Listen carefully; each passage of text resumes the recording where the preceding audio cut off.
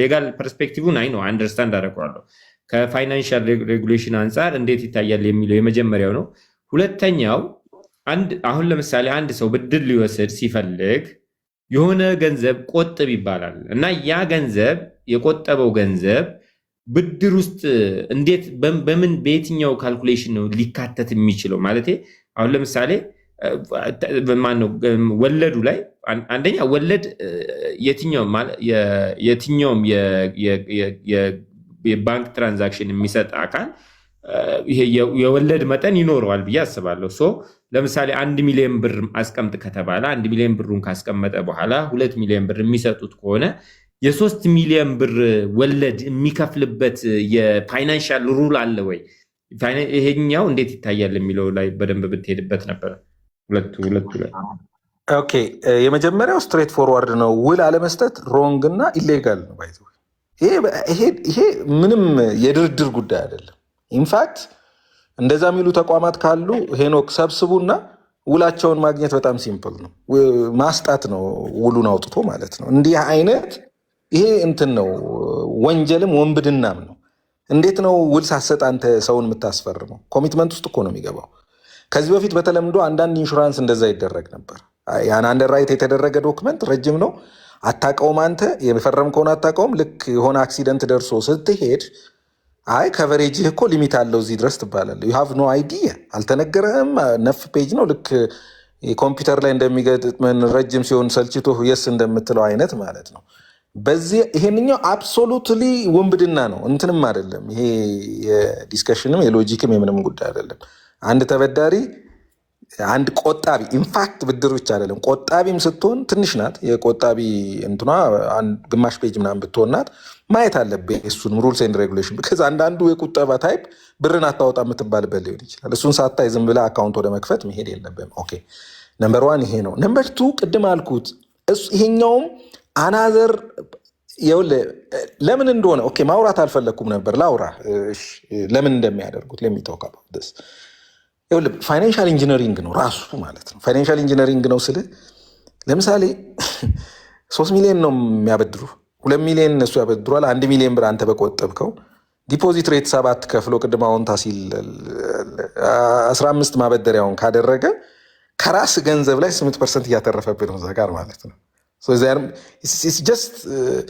ፋይናንሻል ኢንጂነሪንግ ዴር አር ሶ መኒ ዲፍረንት ካይንድስ ኦፍ ፋይናንሻል ኢንጂነሪንጎች አሉ። ፕሮዳክት መፍጠር ትችላለህ። በጣም በርካታ አይነት ፕሮዳክቶች ይፈጠራሉ። እኛም እንፈጥር ነበር ባንክ ላይ እየሰራን ማለት ነው።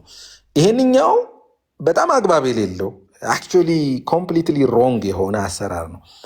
ኖርማል ይሆን የነበረው ምን ቢሆን ነበር መሰለ? ለምሳሌ ዝም ብለህ እኮ ብታይ ተበዳሪዎች ናቹራሊ የሆነ አማውንት ኦፍ ዲፖዚት ባንክ ላይ አላቸው። አንተ 1 ሚሊዮን ብር ተበድረህ እኮ አንዳንዴ 100 ሺህ 200 300 ሺህ ግን ምንድነው አስገዳጅ አይደለም። አስገዳጅ እንኳን ቢሆን ማንዳቶሪ እንኳን ተብሎ ቢሆን ወደ አንተ አይገባም፣ ወደ አንተ የብድር ገንዘብ አይገባም። ግን the right way እንዴት ነበረ ሊሆን የሚችለው? እስቲ ይሄንን ደግሞ ኤክስፕሎር እናደርገው። ሌትስ ሴይ ለምሳሌ ማንዳቶሪ ሴቪንግ 1 ሚሊዮን ሴቭ አድርግ ተባልኩኝ። 1 ሚሊዮን ብር ሴቭ አደረግኩና ማይክሮ ፋይናንሱ 7% ኦር 10% ከፈለኝ ኦር ዋትኤቨር 10% ከፈለኝ። በዛ ላይ ለብቻ ደግሞ ብድር አሉና 3 ሚሊዮን ብር በዚህ በኩል ሰጡ። ሁለቱን ነጣጠሉትና ማለት ነው 3 ሚሊዮን ብር ደግሞ ካሽ ሰጡኝ፣ የ3 ሚሊዮን ብድር አሰሉብኝ ምናምን። እኛውን የተነጣጠለ ነው። ኦፕሬሽናሊ ይችላሉ ይሄን ማድረግ ማለት ነው። ነገር ግን ችግሩ ምንድን ነው? እንደ ደንበኛ ብታየው አሁን ዲስከስ ይሄን እንደምናደርገው ብታየው ነጠሉት እንጂ ምግባሩ ተመሳሳይ ነው። እዛው ያለ ምግባር ነው። ነጠሉና የሴቪንግ አካውንት ውስጥ ከተቱልና ይህን ወለድ ታገኛለህ አሉ። በሌላ ሳይድ ደግሞ ብድርን 3 ሚሊዮን ከራሳቸው ፕሮሰስ አደረጉልህና 3 ሚሊዮን ብር ለቀቁልህ። ሶ ኢትስ ጀስት ኢን አዘር ዌይ ራውንድ ሰውን እንትን የማድረግ ነው። ፋይናንሻል ኢንጂነሪንግ ኤክሰርሳይዝ የማድረጊያ መንገድ ነው። ሶ ኮንትራቱን ማውጣት ይሄንን አዌርነሱን መፍጠር ምናምን ራይት ወይ ግን መደረግ የነበረበት ምንድነው? የሆነ ያህል የከስተመር ሪሌሽንሺፕ ለመፍጠር ሚኒመም ባላንስ ሜንቴን ለማድረግ ብሎ ሊጠይቁ ይችላሉ። የብድሩ ጉዳይ ግን አንተ በጠየቅከው ሌቭል ላይ ቤዝ ማድረግ ይችላሉ እንጂ ይሄን ያህል ለመበደር ይሄን ያህል ማንዳቶሪ ሴቪንግ ይሄን ያህል እንዲህ ለማድረግ ይሄን ያህል ራይት አይደለም። ኮንትራክቹዋሊ ከገባህበት ዩ አግሪድ ኦን ኢት። ግን ኢትስ ኖት ራይት ኤክሰርሳይዝ ብዬ ነው የምለው። አይ ቲንክ ሁለት ነገር ነው የተነሳው። ስለዚህ ኢትስ ኖት ራይት ኤክሰርሳይሱ ራይት አይደለም ነው የምልህ። ይሄንኛው እሺ ሙኬ በጣም ቴንኪው። ጠበቃ ሀሰንም አሪፍ። እስቲ ጠበቃ አያሌውና ግሩሜክስ ገብተዋል። እስቲ የሆነ ነገር ይበሉ። ጠበቃ አያሌው እንዴት ነህ? ሄኖኬ እንዴት ናችሁ?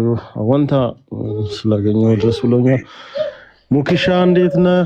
ሁላችሁም ግሩሜም ያው ሀሰኔ ባልደረባይ እንዴት ናችሁ? ኤፍሬምም ሁላችሁም ሰላም ብያለሁ። አወንታ ካነሳቸው ነጥቦች አንጻር በተለይ ከዚህ ከብድርና ቁጠባ ከህብረት ስራ ማህበር ዓላማ አንጻር የተወሰነ ነገር ከህብረት ስራ ማህበራት ለማቋቋም ከወጣው አዋጅ ቁጥር 985/2009 አንጻር ዝም ብዬ ሊሄድበትና ከዛ እንወያይበታለን። ከትርጉም ክፍሉ ጋር አወንታ ያው ቀደም ከቁጠባና ብድር ህብረት ስራ ማህበራትን ዓላማ ጋር በተያያዘ ምንድነው እንዲሁም ደግሞ የኢንሹራንስ ጉዳይን በተመለከተ የሚገዛቸው የህግ ድንጋጌ ያለው ወይ በሚል ከተነሱት ነጥቦች አንጻር አድሬስ ለማድረግ ከትርጉም ክፍሉ አንቀጽ 2 ንዑስ አንቀጽ 7 እና 8 አንጻር መመልከቱ ተገቢ ስለሆነ ከዚያ ልነሳለን። የቁጠባና ብድር የህብረት ስራ ማህበር ማለት ብሎ ትርጉም ሲሰጥ የቁጠባ የብድርና የብድር የህይወት መድን አገልግሎቶችን ለአባላቱ ለመስጠት የተቋቋመ የህብረት ስራ ማህበር ነው ይላል ከትርጉም ክፍል ላይ ማለት ነውና ይሄ ማለት ኦልሞስት የቁጠባ የብድርና የብድር የህይወት መድን አገልግሎት ስንል የብድር የህይወት መድን ምንድነው የሚለውን ደግሞ መተርጎሙ አስፈላጊ ነው ማለት ነው። ይህንን ልንተረጉም ስንሄድ ደግሞ አንቀጽ 8 ላይ እንሄዳለንና ምን ይላል? የብድር የህይወት መድን ማለት ከህብረት ስራ ማህበር ብድር የወሰደ የህብረት ስራ ማህበር አባል ብድሩን ሙሉ በሙሉ ከፍሎ ሳይጨርስ በሞት ቢለይ ቀሪውን ብድር ለመክፈል የሚሰጥ የመድን ዋስትና ነው በሚል ትርጉም ላይ ያስቀምጦታል ማለት ነው። ስለዚህ ማንኛውም ተበዳሪ ባይዘዌ በዚህ አንጻር የህብረት ስራ ማህበር ውስጥ ወይም የቁጠባና ብድር ህብረት ስራ ማህበር አባል የሆነ ለሆነ ሰው እንጂ ብድር ሊሰጥ የሚችለው ከማህበሩ አባል ውጪ ለሆነ ሰው ብድር ማበደር አይቻልም። ኮምፕሊትሊ አዋጁም ይሄንን ይከለክላል። ሙኬ ቅድም ይሄን ሐሳብ ሲያነሳ ከማህበሩ አባል ውጪ ለሆኑትም የሚል ነገር ስሰማ ሜቢ በዚህ ልክ የተተገበረ ካለ የአዋጁን ዓላማ የጣሳት ተገባበር ነውና ስለዚህ በጣም ሊያስጠይቅም የሚችል ነው ማለት ነው። ስለዚህ የመድን ዋስትናውን ሲገባም ከዚሁ አንጻር ነው ማለት ነው።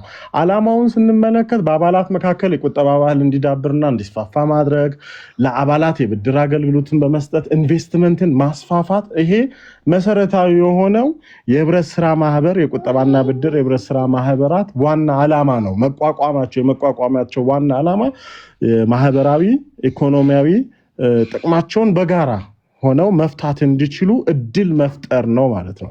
ለአባላት የብድር የህይወት መድን ዋስትና መስጠትም በተጨማሪ ራሱ ሊሰጥ ይችላል፣ አሊያም ደግሞ የኢንሹራንስ አገልግሎትም እየሰጠ ነው ማለት ነው ባይዘው። ስለዚህ አዋጁ ይሄንን ምን አድርጓል? መብት ሰጣቸው ለህብረት ስራ ማህበራት። በዚህ ልክ በጣም የተለጠጠ መብት ስለሰጠ ነው ምን የሆነው ማለት ነው። እንደውም እኮ ከኢንካም ታክስም አንጻር ታውቃላችሁ አይደል? ነፃም እንደሆኑ ግዴታዎች እንደማናቸውም ነጋዴ ግዴታ ሙላ የሌለባቸው ተቋማት ናቸው እነዚህ ተቋማት። እና በጣም ለዚህ ነው ብዙ ሰዎች ተጠያቂነትን በሊሚት ሊያደርግ በሚችል አደረጃጀት ውስጥ የሚገቡት። ከቁጥጥርም አንጻር ቅድም ሙኬ እንዳለው በመትሪያ ደንባቸው ላይ ነው አብዛኛው በመትሪያ ደንባቸው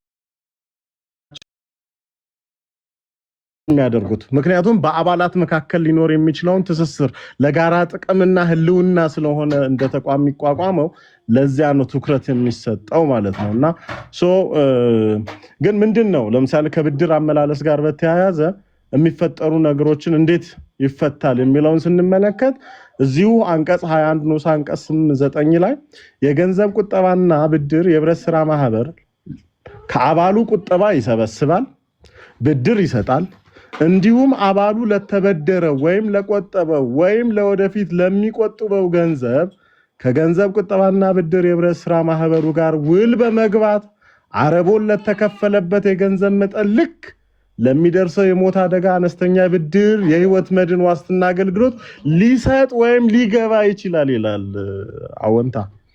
ስለዚህ በዚህ ልክ ምን አድርጎታል? ለጥጦት ነው የሰጠው ማለት ነው። ፍጹማዊ የሆነ መብት ነው ለማን የሰጠው? ለህብረት ስራ ማህበሩ የሰጠው ማለት ነው። እና መጨረሻ ላይ ያው ብድር ተበዳሪ የተበደረውን ብድር ገንዘብ መመለስ ማንም ሰው አንዳንድ ጊዜ ያው እኛም እንደ ማህበረሰብ ምን ያጋጥመናል? ትልቁ ችግራችን የተበደርነውን ገንዘብ ለማግኘት ቱሎ እንሮጣለን፣ እንጨዋወታለን፣ እንሄዳለን። ነገር ግን ገንዘብ መመለስ ላይ እንቆማለን። የሆነ ቦታ ላይ ስታክ እናደርጋለን ማለት ነው። በብዙ ማህበራዊ ችግሮቻችንም ማለት ነው። ቆይ አንዴ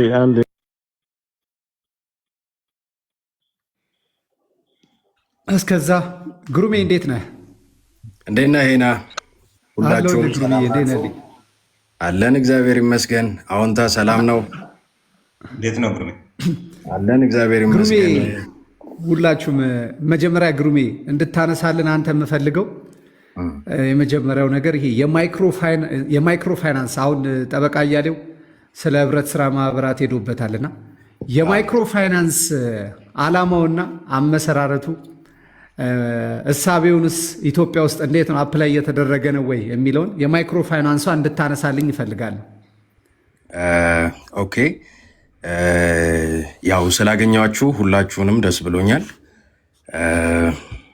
ራሴን አይ ቲንክ በማስተዋወቅ ብዙ ጊዜ ባልገድል ጥሩ ነው። ቅድም ጠበቃ እያሌው ያነሳው ላይ እያነበበ የነበረው አዋጅ አክቹዋሊ ዳይሬክቲቭ ወይም መመሪያ የሚባለው ሌተስቱ አይደለም። ባይዘወይ 2016 ነው የሳኮ ዳይሬክቲቭ ሌተስቱ 2024 አክቹዋሊ ሶሪ 16 በአበሻ በፈረንጅ ጃንዋሪ 24 እና ባይዘወይ በጣም ኢንተረስት ስለሚያደርጉኝ ስፔሻሊ ለወጣቶች በጣም ትልቅ ፋይዳ ይኖራቸዋል ብዬ ስለማስብ የሴቪንግ ኤንድ ክሬዲት ኮኦፐሬቲቮችን በደንብ ሪሰርች አድርጌያቸዋለሁ። ማይክሮፋይናንስም ግን ሄና አሁን ለጠየቀኝ ጥያቄ እንግዲህ ወደ እንትኑ ስገባ ማይክሮፋይናንሶች ሂስቶሪካሊ የተቋቋሙት በተለይ ዝቅተኛ ገቢ ያለውን ማህበረሰብ የገጠሩን ማህበረሰብ አይገስ ለመደገፍም ለማበደርም ለማስቆጠብም ብቻ የእነሱን ህይወት ለመለወጥ ነው። ግን ማይክሮፋይናንሶች ባይዘዌይ በተለያዩ የስራ አጋጣሚዎች ከተለያዩ ማይክሮፋይናንሶች ጋር ያው በማማከርም ሆነ በዋቴቨር ዲል ስለማድረግ አንድ ያየሁት ነገር ምንድን ነው፣ ማይክሮፋይናንሶች እስፔሻሊ የገጠሩ ስራ ስላላዋጣቸው በተለይ በመኪና ብድር ከተማ ላይ ያለው ስራ በጣም ስላዋጣቸው ሞር ኦር ሌስ ወደዛ ሽፍት አድርገዋል። ሶ ኢን ፕሪንሲፕል ማይክሮፋይናንስም ሳኮም መሆን የነበረባቸው ነገሮች አሉ።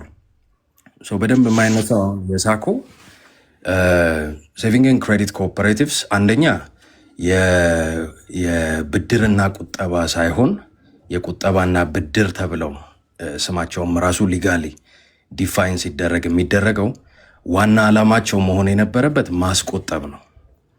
ዛስ ደ ሜን ሪዝን። ማንዴቶሪ ዲፖዚትም የሚባልበት ምክንያት እነሱ እንደ ሴቪንግ ኤንድ ክሬዲት ኮኦፐሬቲቭ እንደ ኮኦፐሬቲቭ ደግሞ ዋናው ህብረት ስራ ማህበር ሊሚትድ ላያቢሊቲ ኮኦፐሬቲቭ ወይም ደግሞ ኃላፊነቱ የተወሰነ የህብረት ስራ ማህበር የሚባሉበት ምክንያት ቅድምም ጠበቃ እያሌው ያነሳው ነገሮች አሉ። አባላቶቹ ለመጥቀም ነው። ከአባል ውጭ ብድርም ቁጠባም የሚባል ነገር የለም። አሁን ባለፈውም ፎርቹን ላይ ወጥቶ ነበረ። በጣምም ስከታተለው የነበረ አንድ ፓይፕላይን ላይ ያለ ህግ አለ። እሱም ብዙ ዲቴይል ውስጥ አልገባም፣ ግን በጆይንት ቬንቸር ወይም ደግሞ በጆይንት ቬንቸር ከሌሎች አይነት ካምፓኒዎች ጋር መስራት እንዲችሉ አንድ፣ ሁለተኛ ደግሞ ኢንቨስትመንትም ያው ሼር መግዛት የሚባለውን ነገር ከአባላት ውጭም ሊጀምሩ እንደሆነ የሆነ አንድ ፓይፕላይን ላይ ያለ ህግ አለ። ሶ ግን ምንድነው አሁን ባሉበት ደረጃ ለአባላት ናቸው ሳኮ፣ ማይክሮ ፋይናንስ ግን ሼር ካምፓኒ ነው። ሶ ይሄ አሁን ትልቅ ዲስቲንክሽን ነው። ሶ ኢን ፕሪንሲፕል ማይክሮ ፋይናንስ ያው ዱዋል ማንዴት ወይም ደግሞ ሁለት ዓላማ ቢኖረውም ትንሽ ደግሞ የሚያመዝነው ፓርት ስፔሻሊ ደግሞ በብሔራዊ ባንክ ስር መሆኑ አንድ፣ ሁለተኛ ደግሞ ሼር ካምፓኒ መሆኑ ለትርፍ እንዲሰራ ያደርገዋል። ምክንያቱም የአብዛኞቹን አይ ቲንክ አሁን ወደ 60 ምናምን ደርሰዋል ማይክሮ ፋይናንሶች።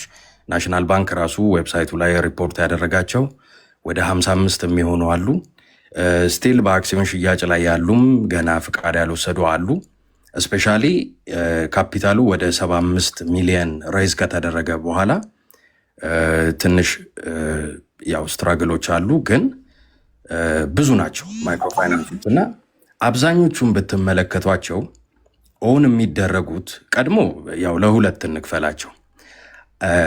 የቆዩት ማይክሮ ፋይናንሶች አብዛኞቹ ፎርም የተደረጉት በኤንጂዎች ነው እና በኖሚናል ሼር ሆልደር ተደርጎ የማይክሮ ፋይናንሶቹ ሼሮች እነዛ ኤንጂዎች ውስጥ የሚሰሩ ሰዎች ያው እንደ ባላደራ ሆነው ሼሮቹን ኦን አድርገው ያቋቋሟቸው ነው እና እነሱ ማይክሮ ፋይናንሶች ማንዴታቸው የነበረው አብዛኞቹ በተለይ ከገጠር ብድር ጋር የተያያዘ ነው።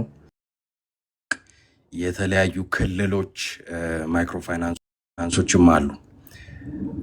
ከዛ በኋላ ግን ከቅርብ ጊዜ ወዲህ ፎርም የተደረጉ ፕራይቬት የሆኑ አሉ። እነዚህ ፕራይቬት እንትኖች ያው ሼርሆልደሮች እናተርፋለን ጥሩ ቢዝነስ ነው ብለው ነው የገቡባቸው። የግዴታ ማትረፍ አለባቸው። ግን በፐርሰንት እንኳን ብናስቀምጠው እኔ እውነት ለመናገር ሜይ ቢ 30% ወይ 40% ነው ይሄ ብሔራዊ ባንክ ያስቀምጠላቸውን 75 ሚሊዮን የሚለውን ሪች ያደረጉት ራሱ። ከዛ የማይክሮ ፋይናንስ ህግ ላይ ደግሞ የተቀመጠው ነገር ምንድነው? ማክሲመም አንድ ማይክሮ ፋይናንስ ማበደር የሚችለው የካፒታሉን የተከፈለ ካፒታሉን 1% ነው።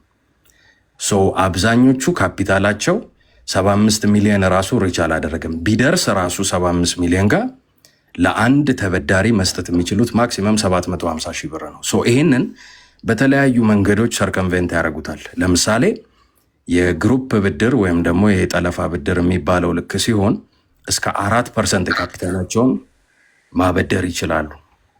ሶ እነዚህ ነገሮች እየተደረጉ ነው። ወደ መኪና ብድርም ራሱ ማይክሮ ፋይናንሶች የገቡት ናው። ሳኮ ሲሆን ሌላ ታሪክ ነው። ቅድምም አይ ቲንክ ተብሏል። ምክንያቱም ስፔሻሊ ፌዴራል ሌቭል ከሆኑ ኦልሞስት ሙሉ በሙሉ አንድ ጊዜ ጠቅላላ ጉባኤ ተደርጎ ከተመሰረተ በኋላ ኦልሞስት ሙሉ በሙሉ በኢንተርናል ፖሊሲ በማኔጅመንት ኮሚቴዎች ስቲወርድሺፕ ነው ሩል የሚደረገው። ሶ እዛ ጋር የሲንግል ቦሮወር ሊሚታቸውም በጣም ከፍ ይላል። አሁን ለምሳሌ የአሚጎስ 20 ሚሊዮን የሚል ቅርብ ጊዜ አይቻለው። ከፍ ያለ ነው። አንድ ሁለተኛ እንግዲህ በህጉ መሆን የነበረበት ምንድን ነው? አትሊስት የተወሰነ ጊዜ እንደ አባል ከቆጠበ በኋላ ነው ሰው ምንም አይነት ብድር አክሰስ ማድረግ ያለበት።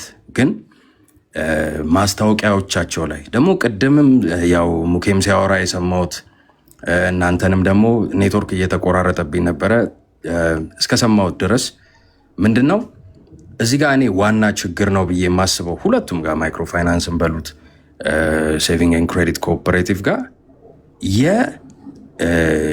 የማስታወቂያ ችግር ነው ያለው። ሚስሊድ የሚያደርግ ሰዎችን የሚሸውድ። ምክንያቱም አንድ ሰው ገንዘብ መበደር ከፈለገ መርጦ ነው የሚሰማው። ሶ ለመስማት እንዲመቸው ተደርጎ ነው እንትን የሚደረገው። ኢቨን ወለዱ ማለት ነው። ሶ ወለዱ እንዴት ነው ለመስማት የሚደረገው ሲባል ቅድም የተወራው ነገር ነው which is 30%። አሁን ለምሳሌ 3 እጥፍ መበደር ይቻላል የሚል ከሆነ ወደ 33% ሴቭ አድርጎ ከዛ በኋላ ያም ላይ ከዚህ በፊት በነበረው እንግዲህ ቅድም ያልኳችሁ 2024 985 ህጉ ላይ 982 ሶሪ ህግ ላይ ምን ይላል? ስለ ናሽናል ባንክ አንድ ጊዜ ነው ሙሉ ዳይሬክቲቭ ላይ የተነሳው አንድ ጊዜ። ያቺ ቦታ ምንድን ነው የምትለው? ዝቅተኛ የቁጠባ ወለድ ብሔራዊ ባንክ ያስቀመጠውን ይጠቀማሉ።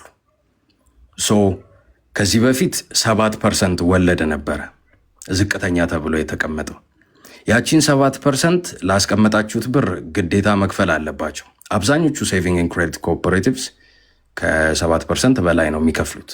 ምክንያቱም ያው አንድ ማትራክት የሚያደርጉት በዛ ስለሆነ። ግን 7% እንኳን ብቻ ነው ተብሎ ቢታሰብ ያንን 7% እየከፈለ 15% ለሙሉ ብድሩ አርጎ ማበደር ላያዋጣው ይችላል። ግን ባያዋጣውም ምን ያደርጋል? ከሙሉ ላይ ያስብና ግን 15 ይልሃል። ኢንስቴድ ያቺን 7% ለመክፈልም አንድ ባይገደድ እና ደግሞ ኦነስት የሆነ ሀቀኛ የሆነ ማስታወቂያ ቢሰራ ወለዱንም ከፍ አድርጎ 18 ወይ 19% ድረስ በተለይ ደግሞ እነዚህ ሴቪንግ ኤንድ ክሬዲት ኮኦፐሬቲቭስ ቅድምም ሲባል ሰምታችኋል፣ ታክስ አይከፍሉም፣ ኢንካም ታክስ ኮኦፐሬቲቭ ስለሆኑ 18% 17% ሜይ ቢ ሊያዋጣው ይችላል። እዚህ ጋ እንግዲህ ማንሳት እኔ የምፈልገው ነገር ምንድን ነው?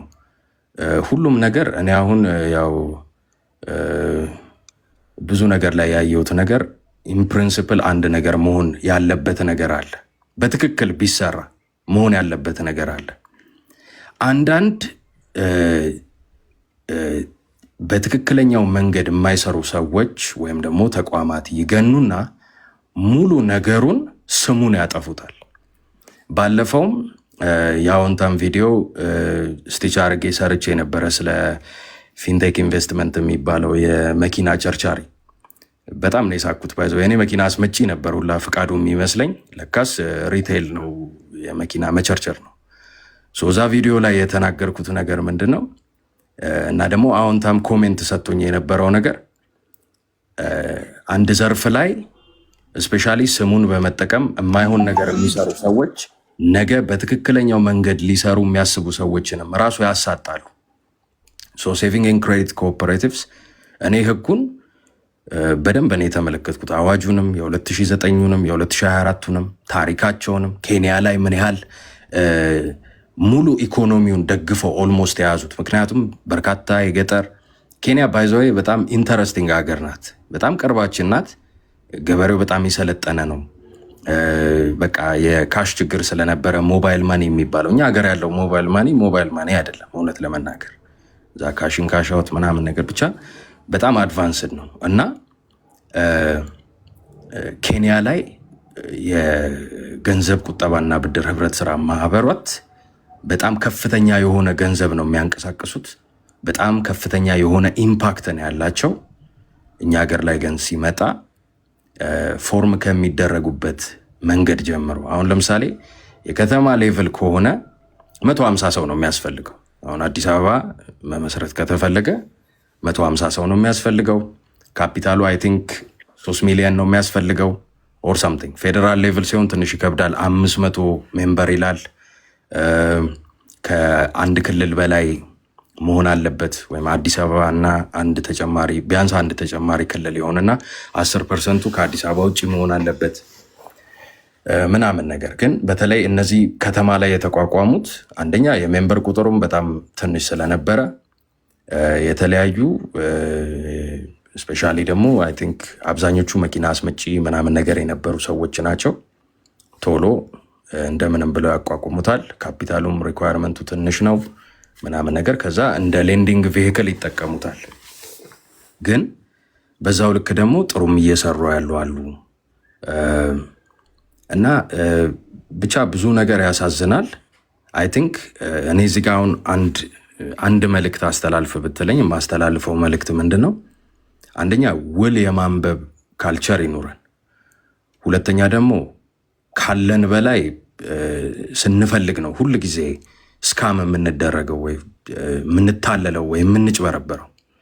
ሁል ጊዜ ከምንችለው በላይ የሆነ ነገር አንድ ነገር if it's too good to be true እውነት የማይመስል ነገር ከሆነ ከራሳችን ጋር ተደራድረን አይ ይሄማ እንደዚህ አይ እኔ ቀድሜ ስለሰማው ነው ኦር ዋቴቨር ምናምን መባባል አያስፈልግም። በትክክለኛው መንገድ ልንሄድ ይገባል። ከዛ ደግሞ ያው አይ ቲንክ አውቀን የገባንበት ነገር ከሆነ አውቀን የገባ ነው ባይዘው ማለት ነው። ሰው ገንዘብ ሲበደር ተለሳልሶ ምናምን ነገር ነው የሚበደረው። ይሄ ባይዘው በጣም የሚታወቅ ነገር ነው። አይ ቲንክ ሁላችንም ለሰው ገንዘብ አበድረን እናውቃለን። ይህንን ተቋም አድርጋችሁ ማሰብ ነው። ሰው ገንዘብ ሲፈልግ ተለሳልሶ ተቅለስልሶ ምናምን ነው የሚበደረው። ከዛ በኋላ ሌባም ሌሌ ይፈልጋል ትንሽ ጫን ብለህ ልትቀበለው ስትሞክር። ምንድነው አውቀን የገባንበት ከሆነ ኃላፊነት መውሰድ አለብን። አብረን ሳቅ ከገባው ጋር መጮህ የለብንም። ከዛ ደግሞ ሳናውቅ ከገባን ግን መብታችንንም መጠየቅ አለብን። እነዚህ የህብረት ስራ ማህበራት ባይ ዘ ወይ የህብረት ስራ ማህበር ይሄ ዴሞክራቲክ ሶሳይቲ ነው። ዴሞክራቲክ ሶሳይቲ ማለት እንደ ሼር ካምፓኒ ባለ ሼር ልክ አይደለም ድምፅህ። ሁሉንም እዛ ጋር የተቀመጡትን ሰዎች መቀየር ይቻላል። ምክንያቱም እያንዳንዱ ሰው አንዳንድ ድምፅ ነው ያለው። 30,000 ሰው ያለው እንትን ከሆነ ወይ እንበልና 10,000 አባላት ያለው ከሆነ በአሰራሩ 5,000 ሰው ደስተኛ ካልሆነ እንዳለ ጥርግርግ አድርጎ ሪሙቭ አድርጎ ሁሉንም መቀየር ያለበትን ፖሊሲ እንዳለ መቀየር ይችላል። እነዚህን ነገሮች አይገስ ለማስተላለፍ ፈልጌ ነው። አመሰግናለሁ። ግሩሜ በጣም እናመሰግናለን። አሪፍ